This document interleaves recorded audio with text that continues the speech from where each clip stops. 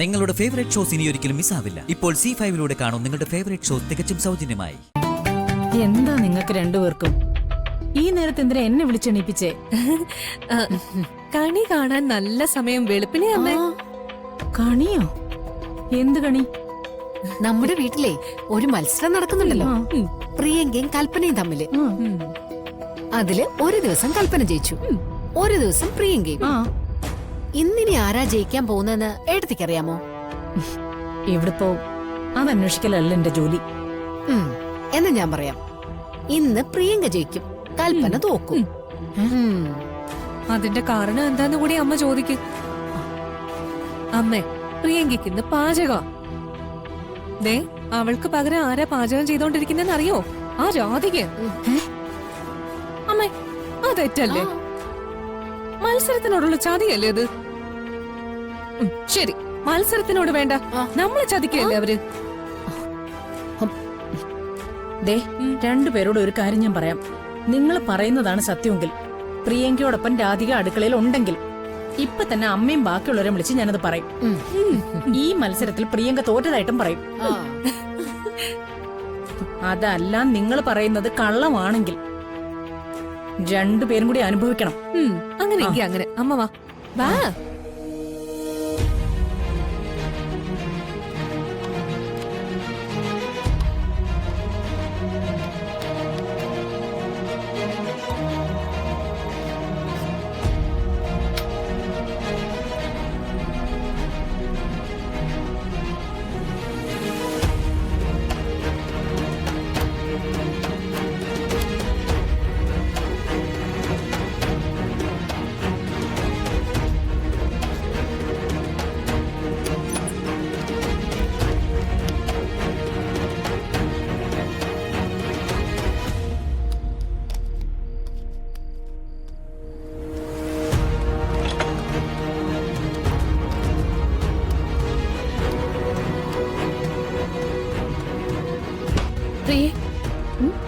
കറിവേപ്പിലല്ലോ. അതെ, വീടിന്റെ പുറകിൽ നിൽപ്പുണ്ട്. നീ പോയി എടുത്തിട്ട് വരുമോ? പിന്നെ ഞാനിപ്പോ എടുക്കാൻ പോവാൻ പോവല്ലേ. അവിടെ വല്ല പാമ്പും പഴുതാരെയൊക്കെ കാണും. കറിവേപ്പില ഇട്ടില്ലെങ്കിൽ കറിക്ക് ടേസ്റ്റ് ഉണ്ടാവില്ല. നീ ഒന്ന് പോയി എടുത്തിട്ട് വാ. ഞാനേ ഒരു ജോലി ഏൽപ്പിച്ച അത് കൃത്യമായിട്ട് ചെയ്യണം. പോയി എടുത്തോണ്ട് വന്നാ മതി. അതെ, അപ്പോഴേക്കും ഇവിടെ ഭൂകമ്പം ഒന്നും ഉണ്ടാവാൻ പോകുന്നില്ല. ഞാൻ പോയിട്ട് വരാം.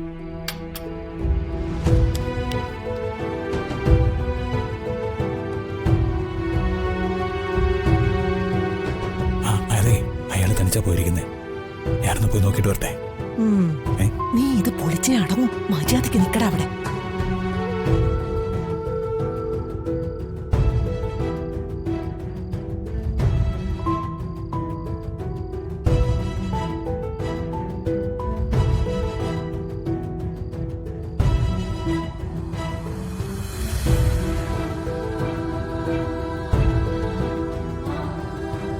എടാ, ഭൂതനകളെ ചതച്ചല്ലോ. എന്റെ ദൈവമേ, എല്ലാം കുളവായെന്ന് തോന്നേ.